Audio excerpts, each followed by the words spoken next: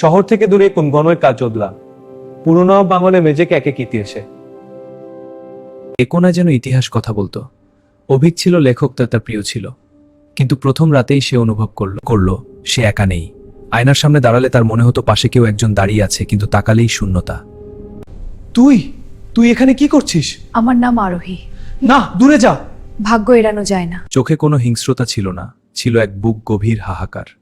আরোহী ছিল এই বাংলোর মালিকের মেয়ে, যে 50 বছর আগে এক দুর্ঘটনায় প্রাণ হারায়, কিন্তু তার প্রিয় মানুষের অপেক্ষায় তার আত্মা আজও এখানে আটকে আছে। ভয় পেও না। আপনি কে যে তোমাকে টানে? আরোহী, শোনো আমার গল্পটা। এই যে বাতাস, এর মতোই আমাদের অনুভূতি। তুমি কি বুঝতে পারছো? চোখের ভাষায় বলো। মোমবাতির শিখারে দিয়ে দিত। মানুষ আর ভূতের এই প্রেমে কোনো স্পর্শ ছিল না, ছিল শুধু অনুভূতির এক অদৃশ্য সুতো। অভিক জানাতো এই প্রেম অসম্ভব, কিন্তু সে আরোহীর চোখের সেই নিশ মুছে যেছিল।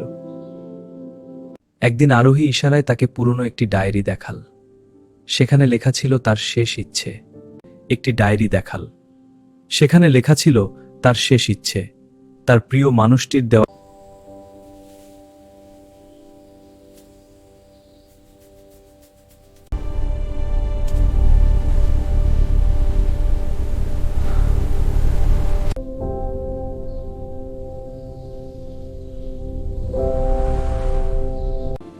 হৃদয়ে রয়ে গেল এক অশরীরী প্রেমের পবিত্র স্মৃতি।